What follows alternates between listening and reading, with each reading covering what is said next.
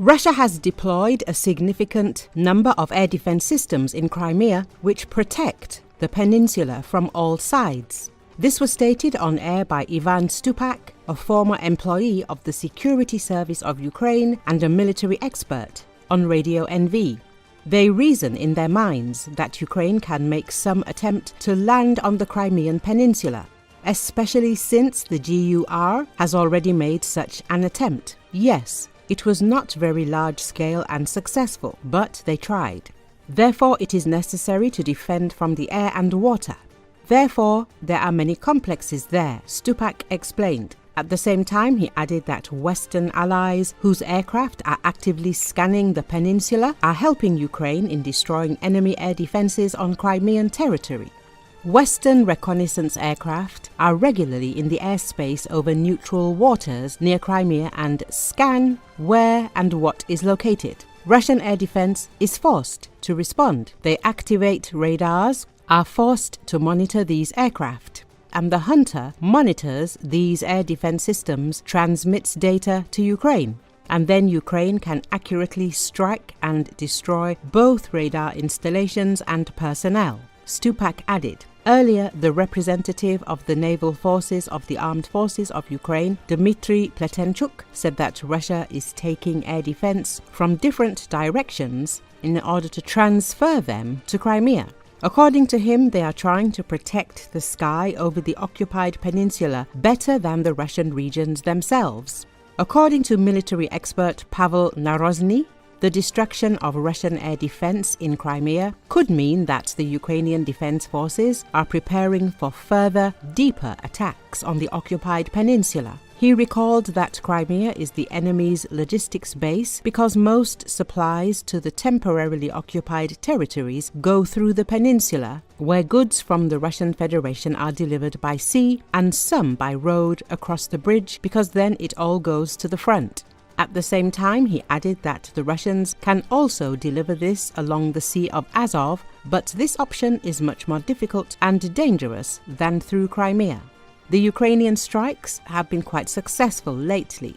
They may be a prelude to the next, more powerful ones, deeper into the territory of Crimea when bases with fuel and ammunition are destroyed. But even the destruction of the air defense systems themselves is a very sensitive blow to the enemy, Narozny emphasized. According to him, Ukraine has recently carried out a large number of strikes on Russian air defense systems, mainly using drones.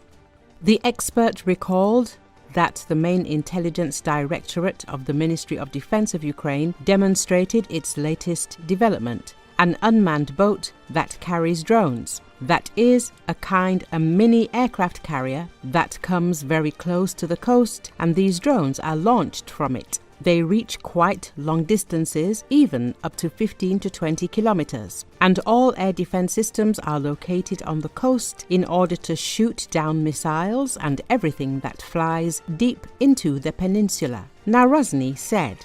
According to him, this is why these Ukrainian drones destroy very expensive enemy systems, radars, launchers, anti-aircraft missile systems, in particular, Bucha. He added that the enemy does not have the means to shoot down such small targets, which are FPV drones, which are used to strike.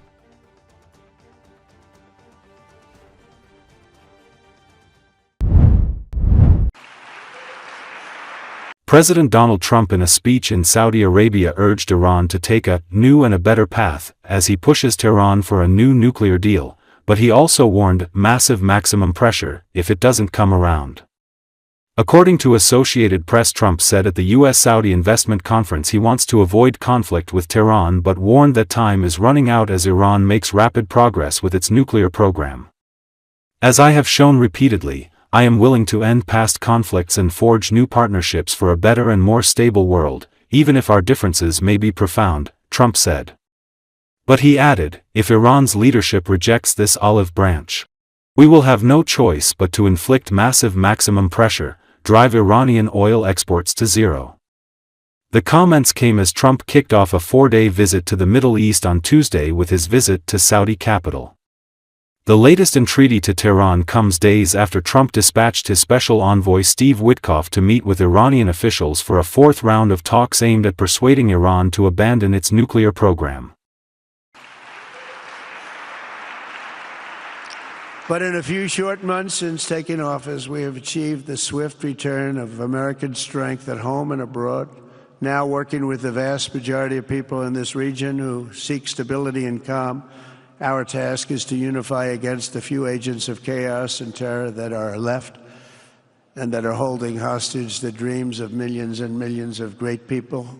The biggest and most destructive of these forces is the regime in Iran, which has caused unthinkable suffering in Syria, Lebanon, Gaza, Iraq, Yemen, and beyond.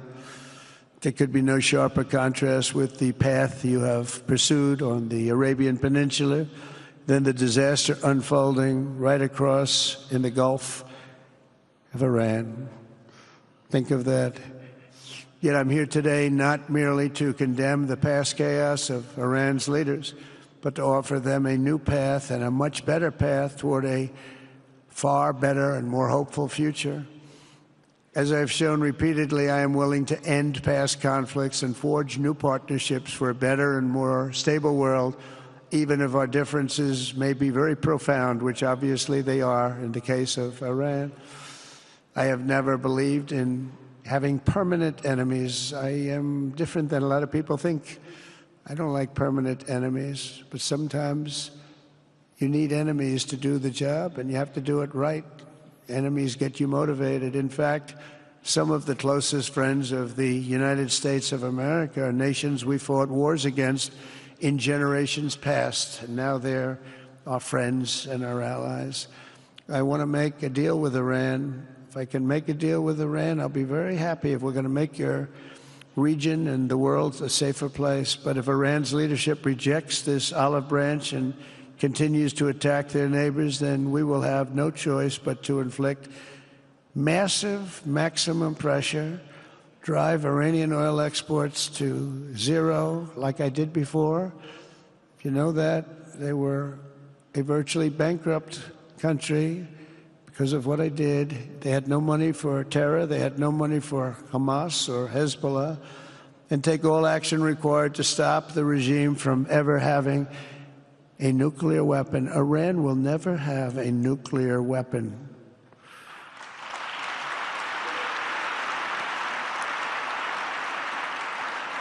But with that said, Iran can have a much brighter future, but will never allow America and its allies to be threatened with terrorism or nuclear attack.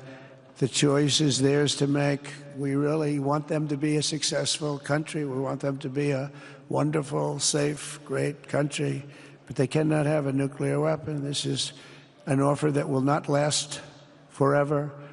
The time is right now for them to choose. Right now, we don't have a lot of time to wait. Things are happening at a very fast pace. They're happening right here. They're happening at a very fast pace. So they have to make their move right now, one way or the other. Make your move. As I said in my inaugural address, my greatest hope is to be a peacemaker and to be a unifier. I don't like war.